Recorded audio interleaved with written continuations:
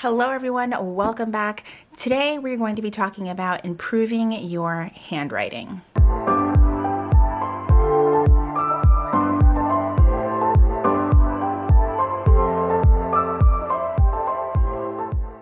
All right, so this is a question that I get asked quite a bit is how did I improve or work on my handwriting? Now, first, I want to preface this. I am not a handwriting expert. I do not claim to be an expert, and I don't claim to also have the perfect handwriting. However, I have improved my handwriting drastically over the last few years, and honestly, I wouldn't even say drastically. It has definitely taken time, and it is because I practice a lot. I write a lot. I write just about everything down. And the more you write, just things improve over time. So let's kind of show you what I'm talking about because I do happen to have some of my old planners here. Now, I was one of those people who, like in 2014, took apart my life planner and put it on rings. It's like one of my biggest planner regrets ever, but I kind of wanted to use this as a way to show you guys what my handwriting looked like at one point in my planner journey. It was, first of all, the stickers are kind of distracting. I'm like, what the hell? But anyway, so this is what we're working with, and I'm in no way saying that my handwriting was bad, but I definitely wanted to make changes the more that I was sharing my planner and sharing my planning style on the internet. You like things to look nice, right? So again, I want to preface this. This is not about having the perfect handwriting, but just some helpful tips to help you improve your handwriting. So this is how my writing pretty much looked back in the day. Like, I don't even know. There was some, it's just how I wrote. So, and oh my God, these stickers. Okay, so this is, that's how things started. Then like fast forward to, let's say 2016, 2017, things started to get a little bit better. I was also using blue ink, but again, I was writing a lot more. So, some of these pages are sticking together, but this is just how things looked in my planner at the time with my handwriting. I can definitely see a lot of differences in the way I wrote a lot of my letters, and a lot of it was dependent upon the type of pen that I wrote with. So that definitely played a role in things. So let's put these aside. My goodness, I'm kind of getting like, whoa, there's some memories in those planners. So one of the first things I want to touch on to improve your handwriting is the paper that you are working with. I feel like this is vitally important when you are practicing your handwriting, or maybe even being a little bit hard on yourself on your handwriting as you're working on it. So I always like to compare these two types of paper, especially if you're practicing on your handwriting, because you have plum paper, which is super, super smooth. And then you've got paper like Erin Condren that has a little bit more grit and tooth to it. My recommendation when practicing and planning your handwriting is to work with paper that has a little bit more grit to it. And there's a reason for that. The reason is going to be more friction, which forces you to slow down, which forces you to write slower and work on each letter individually. I also feel like you have a little bit more control because you are slowing down. Whereas when you're writing on plum paper, it's almost like writing on an ice skating rink. It's super, super smooth. You don't have that grit that's kind of helping you almost guide where your pen is going. I know that that's not exactly what it's doing, and I'm sure that there are much more technical terms here. But I definitely think when you're going to practice your handwriting, you're going to want to practice it on paper that has more grit to it. The next thing that you're going to want to consider when you're trying to work on your handwriting is the pen that you are using. Now, my honest to goodness recommendation when you are starting out practicing is to write with a felt tip pen or marker of some sort, because again, the combination of the paper and a porous tip or felt tip marker is going to give you a little bit more control. So let me just kind of zoom in here. My favorite of them is the Paper Mate Flare. I also do like the Erin Condren one that's dual tip because you can practice with both thicknesses, and the Sharpie pen is just, it's okay. It's going to be more of a fine tip for you at first, but I like this one because it's a little bit more bold and you can practice writing in pretty much any, if you want to write in capital or all lowercase, it's just, again, it's just so much easier to get control of what it is that you're writing. So again, I don't have the perfect handwriting, but I have worked on it over the years.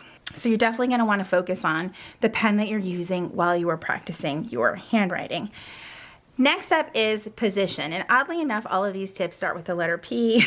I really don't know how that happened. But when I talk about position, I'm talking about two things: the position in how you hold your pen and the position of your wrist and your arm. And I was kind of hoping to be able to set up another camera to show you guys what I mean. So I hope that I'm explaining this well enough. But when you are writing on a surface like a notebook that's not a piece of paper that's flush with the space that you're writing on, sometimes you're going to get down to the bottom and you're going to notice your hand, instead of being like this on the surface, is now going to be at this angle, which can alter how you are writing. So if I write the word practice down here, it's going to be a little bit harder than writing it up here. So one of the things that I like to do when I'm getting to the bottom of a page like this and I can't have my whole wrist and arm nice and straight is I will take something that is the same level as the notebook that I'm writing on, and then I have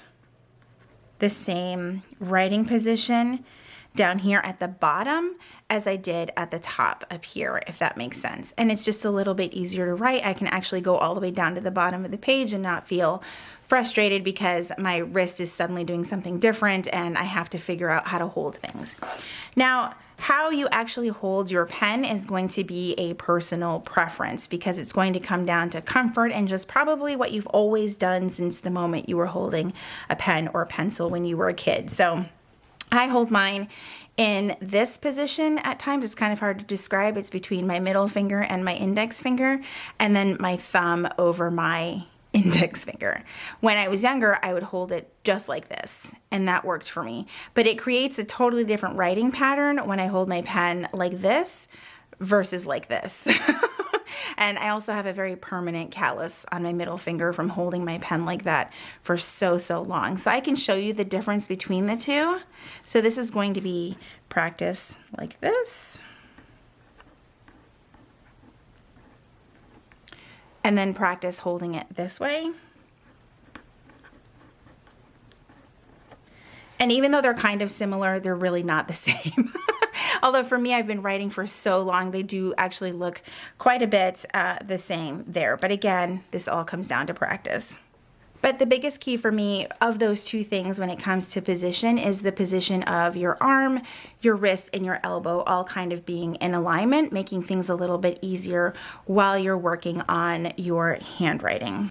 All right, the next step is practice. As you can see, I've been writing practice a lot, but I have the firm belief that when you are practicing, the more practice you do, the more permanent your handwriting becomes. So this isn't practice makes perfect, it's practice makes permanent. So we've all had different things that we didn't like about our handwriting or would like to improve on. And my biggest tip is to truly just practice and write as much as you can. If you have a letter that you don't like, maybe practice writing it in different ways. For me, it was actually my capital G. Many years ago, I would write my G like so. Well, that's how I write it now. See, it's like reflex to write it like that. But when I was younger, I would actually write it like that. And so to practice, I would just constantly write over and over again and just, practice writing it like that because that is my preferred way to write my letter G as opposed to writing it like that. Plus, it's an extra step to write that. And it's just, I don't know, it almost looks like a weird looking Q. I'm not sure what's going on there. But I definitely don't write them like that anymore. If you do, that's totally your thing if you like how they look. But those are letters that I have worked on over the years. Other thing has been, for me, some challenging letters, even still to this day, are letters like Q, which I write like so. And sometimes people question that because it doesn't look like a typical Q. I just don't like curling it. I prefer writing it down. So again, it all comes to how you prefer to write your letters. Another letter that I'm still consistently working on is the letter S. I always slow down when I write my S's because if I don't, they will look like that. So I try to take my time and write it down like so, which now comes to my fifth tip, which is pace yourself. So a lot of times you'll see someone's handwriting and you're going to think that they wrote something like this, and I will take my time.